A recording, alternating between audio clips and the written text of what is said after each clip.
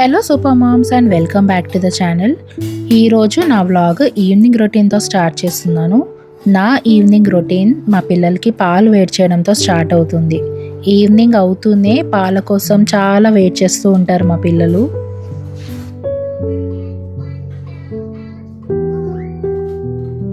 మా మేడ్ నాకు గిన్నెలు కడగడానికి ఈవినింగ్ టైంలో వస్తుందన్నమాట. సో బాక్సెస్ అన్నీ ఉంటాయి కాబట్టి అన్నీ ఒకేసారి కడిగేస్తానని చెప్తుందన్నమాట. సో తను వచ్చేలోపు ముందు రోజు గిన్నెలు ఉంటాయి కదా, అవన్నీ కూడా టబ్బులో నుంచి తీసి ఫస్ట్ టేబుల్ మీద సెగ్రిగేట్ చేసి పెట్టుకుంటాను. సో దట్ నాకు ఈజీగా ఉంటుంది సర్దుకోవడానికి అండ్ మల్టిపుల్ టైమ్స్ తిరగడానికి కాకుండా అలా సెగ్రిగేట్ చేసి పెట్టుకుంటే ఈజీగా పెట్టేసుకోవచ్చు.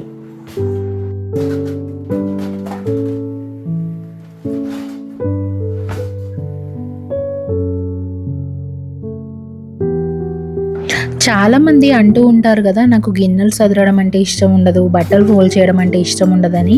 బట్ నాకెందుకు అవి చేయడం అంటే చాలా ఇష్టం. ఎందుకంటే నా మైండ్కి అర్థమవుతుంది కదా అవి ఏ ప్లేస్కి ఆ ప్లేస్కి వెళ్ళిపోతున్నాయి అని చెప్పి. సో అలా ఏ ప్లేస్లో అవి అలా ఉంటే నాకు చాలా సాటిస్ఫాక్షన్గా ఉంటుంది. నా మైండ్ చాలా పీస్ఫుల్గా ఉంటుంది అనమాట. లేదంటే నా మనసు మొత్తం అక్కడే ఉంటుంది అనమాట. అది ఎప్పుడు సదరాలి, అవి ఎప్పుడు అక్కడ పెట్టేయాలి అని చెప్పి. సో ఒక్కొక్కరికి ఒక్కొక్క పని చేయడం ఇష్టం ఉంటుంది. నాకేమో ఇదన్నమాట.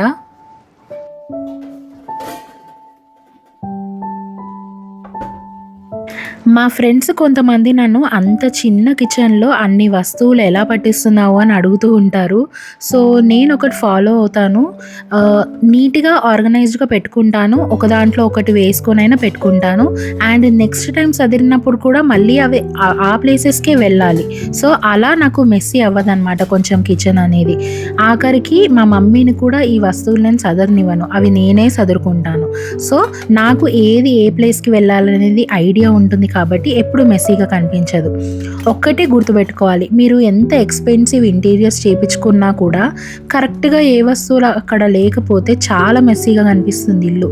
అదే మీరు నార్మల్ ఇంటిని కూడా నీట్గా ఆర్గనైజ్డ్గా పెట్టుకుంటే అది చాలా అందంగా కనిపిస్తుంది. అదే అన్నమాట ఫార్ములా.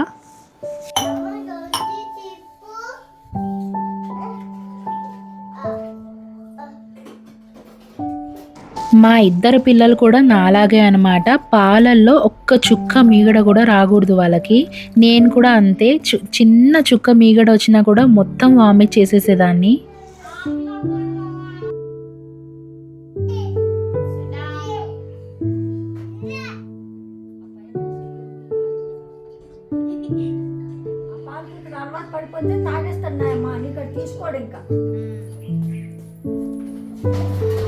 ఈరోజు బెడ్షీట్స్ అన్నీ కూడా వాష్ చేశాను. ఇవి ఆరేసిన తర్వాత బయటికి తీసుకెళ్తాను అని చెప్పాను, కానీ వాళ్ళిద్దరు అస్సలు ఆగట్లేదు.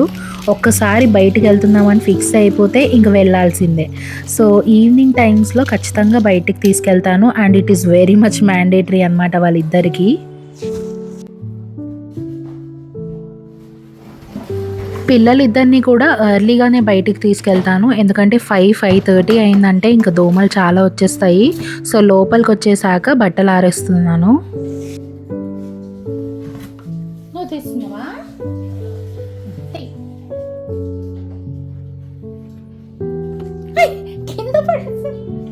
బకెట్లో పెట్టు, బకెట్లో మెల్లిగా మెల్లిగా మెల్లిగా.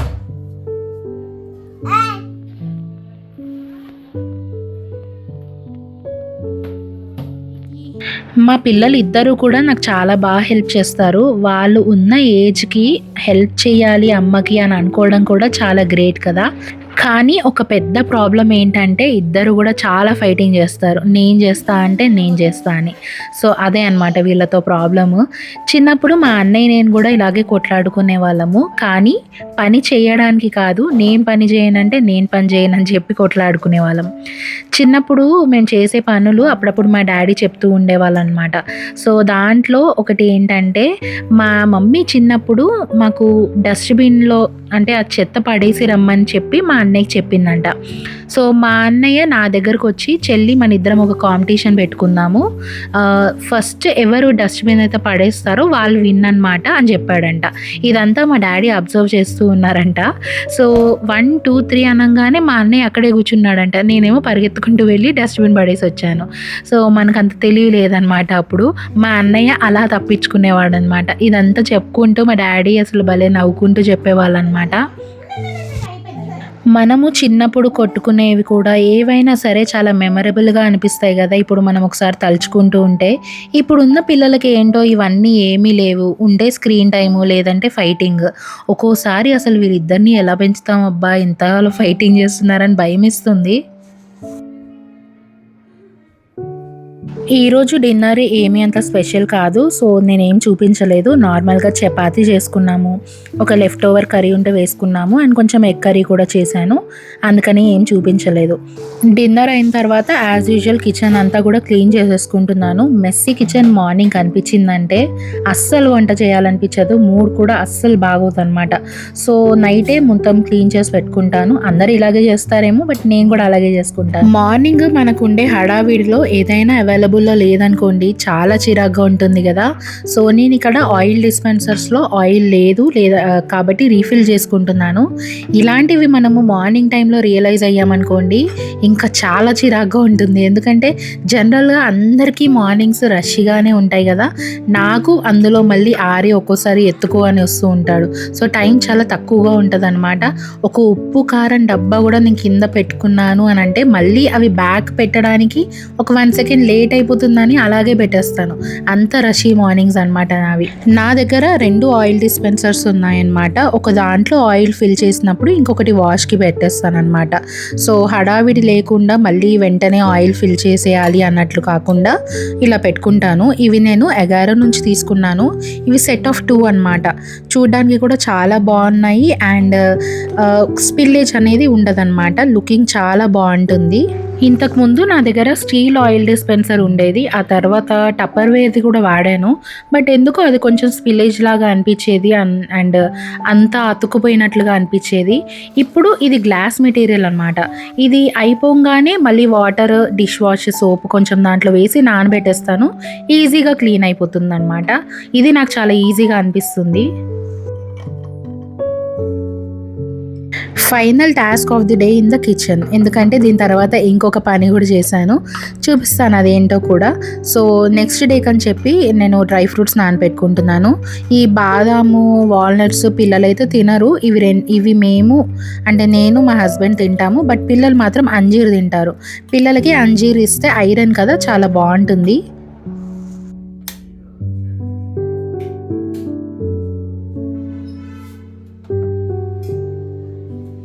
Final task of the day ఇదే అనమాట. సో బట్టలు లోడ్ చేసేస్తున్నాను. నెక్స్ట్ డే పిల్లలు వెళ్ళిపోయిన తర్వాత నేను ఆరేసుకోవడానికి రెడీగా ఉంటాయి. డిలే పెట్టేస్తాను అనమాట. డిలే టైం ఉంటుంది కదా. సో ఒక 5 or 6 అవర్స్ తర్వాత స్టార్ట్ అయ్యేలాగా పెట్టేసుకుంటాను. అండ్ నెక్స్ట్ డేకి అవి రెడీగా ఉంటాయి అన్నమాట.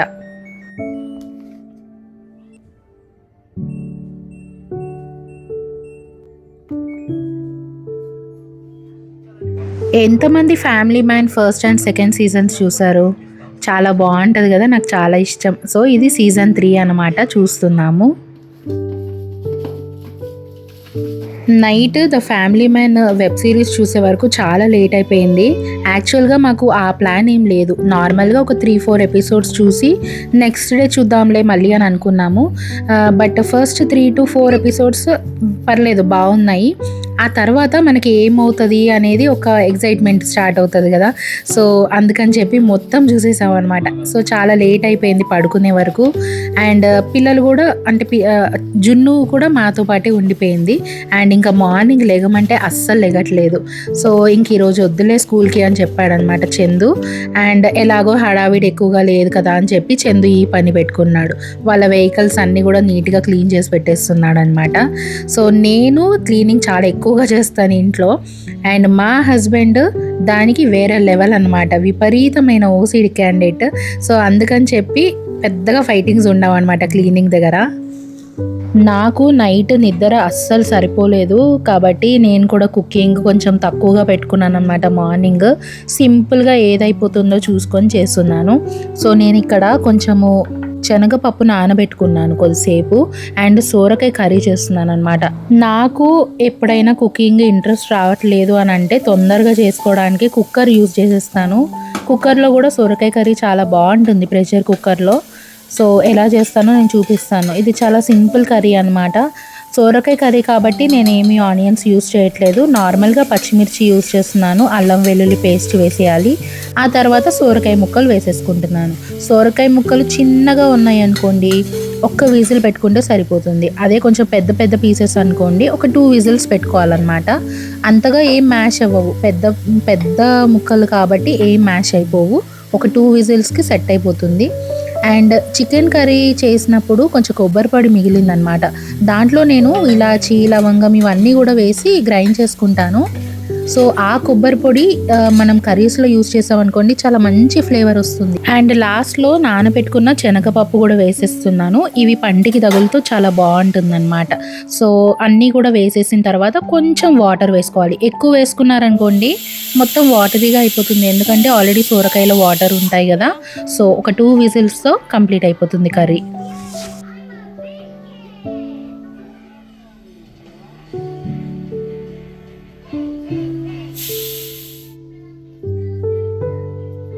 ఈరోజు మార్నింగ్ అస్సలు హడావిడిగా అనిపించలేదు. ఎందుకంటే పిల్లలు స్కూల్‌కి వెళ్ళట్లేదు కాబట్టి కొంచెం హడావిడి తగ్గింది. ఒక్కరికే కర్రీ కదా! సింపుల్‌గా అయిపోయిందనమాట. పిల్లలు చిన్నగా ఉన్నప్పుడే మనకి ఇవన్నీ ఛాన్సెస్ ఉంటాయి. ఎందుకంటే వన్స్ వాళ్ళు కొంచెం పెద్దగా అయ్యి సీరియస్‌గా స్టడీస్ మీద పడ్డారనుకోండి, ఇంకా వాళ్ళకి లీవులు పెట్టించడం ఇవన్నీ ఉండవు కాబట్టి ఇప్పుడు మనం ఎంజాయ్ చేయాలి.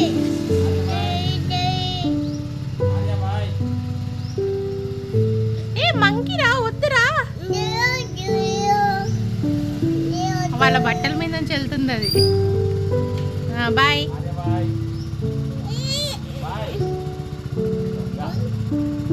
ఆడ మంకీ మీద ఉంది అంత ఆడికి. సరే బాయ్. 2 ఫోన్లు తీసుకున్నావు.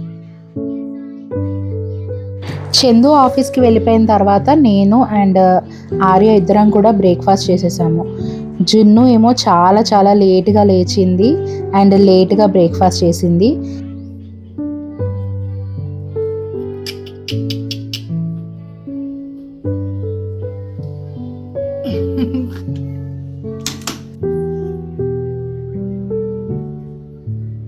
పిల్లలిద్దరు కూడా ఫ్రెష్ అప్ అయిపోయారు అండ్ ఆర్య డీప్ స్లీప్లో ఉన్నాడనమాట. వాడు లేచేలోపు నేను వంట కంప్లీట్ చేసుకోవాలి.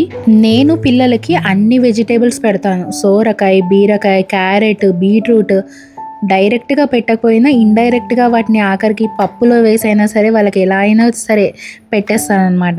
కానీ ఈ బెండకాయ, దొండకాయ అనేది మాత్రం నేను ఎప్పుడూ వాళ్ళకి పెట్టలేదు. సో, ఈరోజు నేను వాళ్ళకి ఫస్ట్ టైం బెండకాయ పెడదాం అనుకుంటున్నాను. మామూలుగా వాళ్ళ పంటికి ఏదైనా తగిలిందనుకోండి నోట్లో ఉన్న అన్నం తీసి బయట పడేస్తూ ఉంటారు కదా! సో, మెల్లిగా నేను వెజిటేబుల్స్ సైజ్ పెంచుతూ వస్తున్నా అన్నమాట. క్యారెట్ కానీ ఇవన్నీ పెట్టేదాన్ని. ఇంతకుముందు కొంచెం సైజు చాలా తక్కువగా పెట్టేదాన్ని. ఇప్పుడు సైజ్ పెంచుతూ వస్తున్నాను. సో, అందుకని ఈరోజు బెండకాయ కూడా తింటారేమో అని చెప్పి ట్రై చేస్తున్నాను. బెండకాయ కర్రీలాగా కాకుండా మామూలుగా ఇట్లా ఫ్లేవర్డ్ రైస్ ఉంటుంది కదా, అలా చేయడానికి ట్రై చేస్తాను అనమాట. సో, నార్మల్గా కొంచెం గీ తీసుకున్నాను, జీలకర్ర వేసుకున్నాను అండ్ చాలా చిన్నగా కట్ చేసిన వెల్లుల్లి వేశాను. వెంటనే బెండకాయలు వేశాను. కొంచెం ఫ్రై అయిన తర్వాత వేసామా లేదా అన్నట్టుగా కారం వేసాను. అసలే కొత్త రెసిపీ, మళ్ళీ దాంట్లో కారం ఉందనుకోండి మొత్తం వేస్తే తినరనమాట. సో, కొంచెం కారం, కొంచెం ఉప్పు, ధనియాల పొడి, లాస్ట్కి కొత్తిమీర కూడా వేసేసుకున్నాను. అండ్ నేనే టేస్ట్ చేశాను ఫస్ట్. నాకు చాలా బాగా నచ్చింది. పిల్లలు కూడా తింటారు అని అనిపించింది నాకు. బెండకాయని కొంచెం ఫ్రై అవ్వనివ్వండి. ఆ ఉన్న చిన్న పీసెస్ కూడా ఇంకా చిన్నగా అవ్వాలన్నమాట. సో, అప్పుడు పిల్లలకి కొంచెం తగలకుండా ఉంటాయి అవి. చాలా బాగుంటుంది.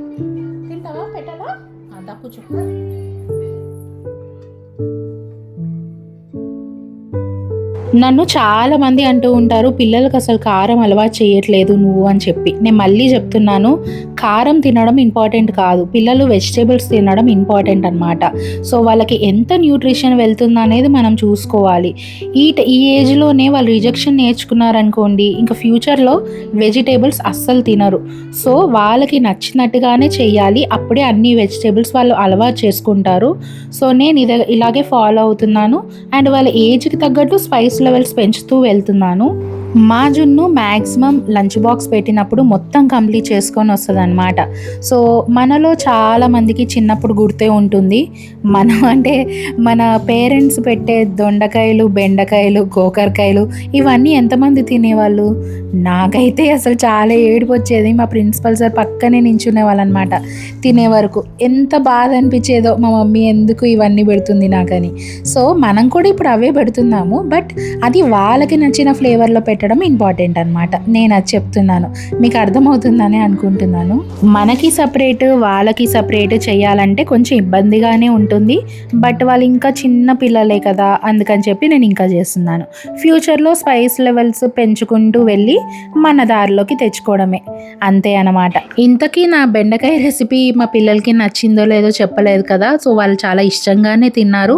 ఇలా ఇంట్లో ట్రై చేసి ఒకవేళ వాళ్ళు తింటున్నారు అంటే ఇది మనం లంచ్ బాక్స్ రెసిపీ చేసేయచ్చు కదా. ఈసారి నేను నెక్స్ట్ టైం లంచ్ బాక్స్లో పెట్టడానికి ట్రై చేస్తాను. సో అక్కడ కూడా తినేసారంటే ఇంకా సక్సెస్ఫుల్, బెండకాయ అయిపోయింది. నెక్స్ట్ దొండకాయ పని చేయాలన్నమాట. ఐ మీన్ అన్ని వెజిటేబుల్స్ ట్రై చేస్తూ వెళ్తున్నాను అని చెప్తున్నాను. పిల్లలు ఎప్పుడు కూడా మా మమ్మీ లంచ్ బాక్స్లో ఏం పెట్టిందబ్బా అని చెప్పి ఎదురు చూడాలి. అమ్మ లంచ్ వచ్చేసిందా, అబ్బా ఏం తినాలి అని మాత్రం అనుకోకూడదు. ఎందుకంటే మనం అందరము ఆ స్టేజ్ నుంచే వచ్చాము. ఆ ఫీలింగ్ ఎలా ఉంటుందో మనకు తెలుసు. Let's not carry this to our children.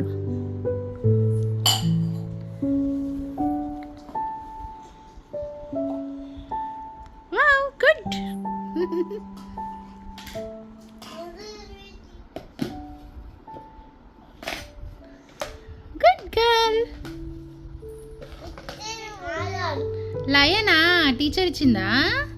Okay, L for లయనా టీచర్ చెప్పినారా? ఓకే, ఇంకా నీది టిఫిన్ బాక్స్ కంప్లీటెడ్, ఫినిష్డ్. ఏం పెట్టింది ఈరోజు అమ్మ నీకు? Okay, very good. తిన్నావా మరి? చెప్పి వెరీ గుడ్ జున్ను, గుడ్ గర్ల్. అన్ని కంప్లీటెడా? ఈ రోజు వ్లాగ్ ఇంతే. మళ్ళీ ఇంకో వ్లాగ్లో కలుద్దాం. ఒకవేళ మీకు వీడియో నచ్చితే ఏం చేయాలో తెలుసు కదా, తప్పకుండా లైక్ చేయండి. See you, bye bye.